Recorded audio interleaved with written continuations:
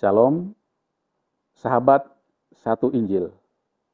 Bersyukur hari ini kita masih diberi kesempatan untuk membagikan satu pelajaran yang berbicara tentang dispensasi Alkitab. Secara umum, bagaimana membagi firman Allah dengan benar? Apa yang harus dilakukan agar selamat dan bagaimana hidup sebagai seorang Kristen? Dalam kitab Ibrani, pasal 1, ayat 1 dan ayat 2, firman Tuhan berbunyi demikian. Setelah pada zaman dahulu, Allah berulang kali dan dalam berbagai cara berbicara kepada nenek moyang kita dengan perantaraan para nabi-nabi. Maka pada zaman akhir ini, Ia telah berbicara kepada kita dengan perantaran anaknya yang telah Ia tetapkan sebagai yang berhak menerima segala yang ada. Oleh Dia, Allah telah menjadikan alam semesta. Pertama, perlu kita ketahui bahwa Alkitab terdiri dari 66 kitab dan 1189 pasal. Dan Alkitab juga terdiri dari 31.173 ayat. Alkitab itu sendiri terdiri dari dua perjanjian, yaitu Perjanjian Lama dan Perjanjian Baru. Perjanjian Lama terdiri dari 39 kitab, dari kitab Kejadian sampai kitab Maleakhi. Sedangkan Perjanjian Baru terdiri dari 27 kitab, dimulai dari kitab Matius sampai kitab Wahyu. Alkitab ditulis oleh kira-kira 40 orang penulis dalam jangka waktu lebih kurang 1.600 tahun. Para penulis memiliki latar belakang profesi yang berbeda-beda. Ada yang gembala, ada petani, ada raja, nelayan, tabib, pemungut cukai, dan lain-lain. Para penulis hidup di abad yang berbeda pula.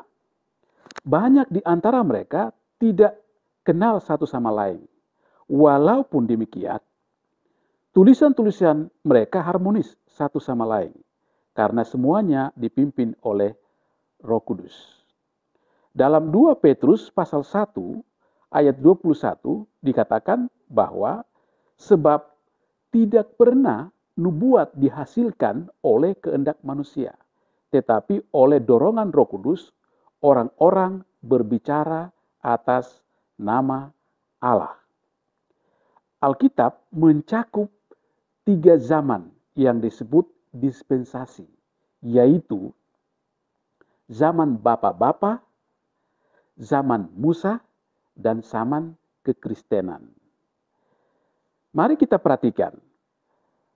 Zaman bapa-bapa dimulai dari penciptaan dan berlanjut sampai 2.500 tahun atau sampai Musa memimpin umat Allah keluar dari Mesir dan tiba di Gunung Sinai.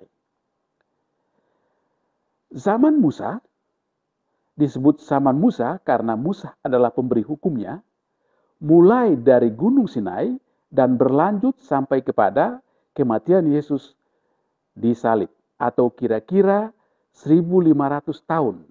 Zaman ini kadang-kadang disebut zaman Yahudi. Zaman kekristenan dimulai pada hari Pentakosta, terdapat dalam kitab Kisah Rasul pasal 2, dan masih berlanjut hingga sekarang ini. Istilah bapak-bapak berasal dari kata patria, yang berarti bapak sebagai pimpinan keluarga atau kepala suku.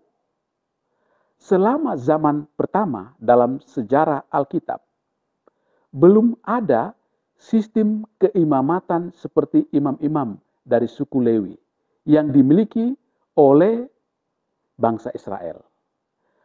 Bapa atau kepala keluarga atau orang tertua pada suatu suku dianggap sebagai pemimpin pada saat itu.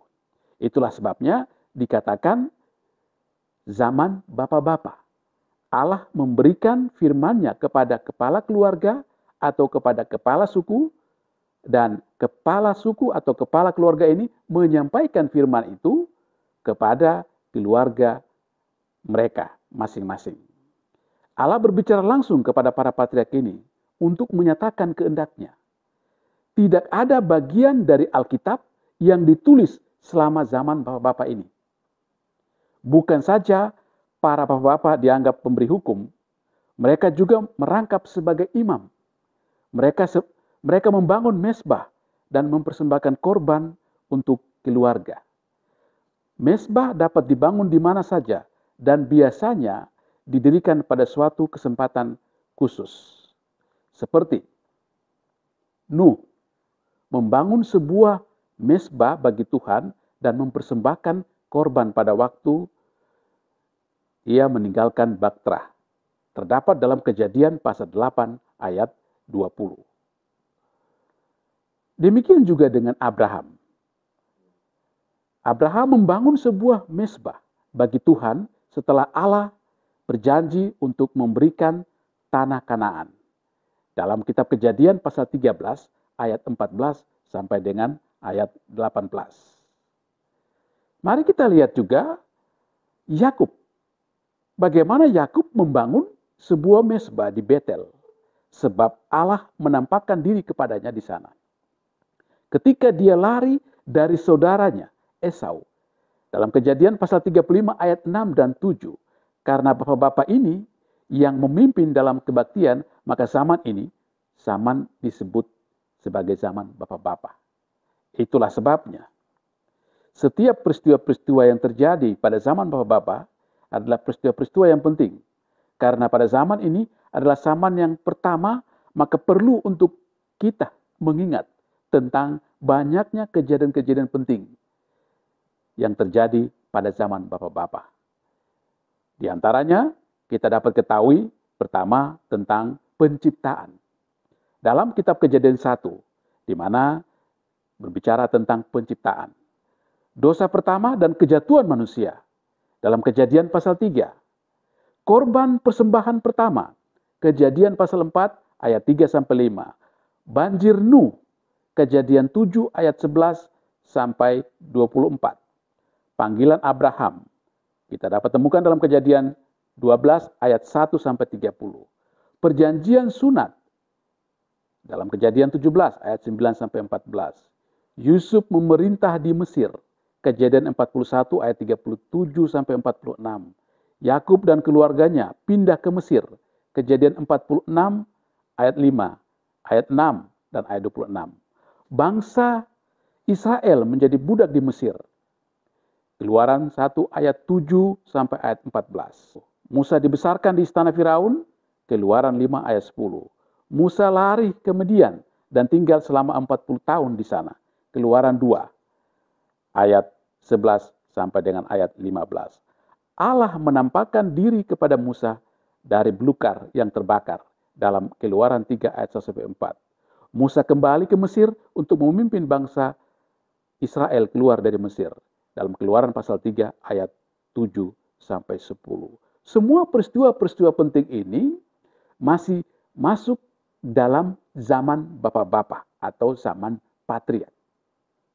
Jadi setiap peristiwa yang terjadi pada zaman itu sampai kepada bangsa Israel keluar dari Mesir, semuanya tercatat di dalam zaman bapak-bapak. Musa bersama saudaranya Harun keluar dari Mesir, memimpin bangsa Israel bersama-sama. Kita bisa temukan itu dalam kitab Keluaran pasal 4 ayat 19 sampai dengan ayat 31. Dan juga kita ketahui bagaimana Firaun membiarkan orang Israel keluar dari Mesir dalam Keluaran 12 ayat 31 sampai 33.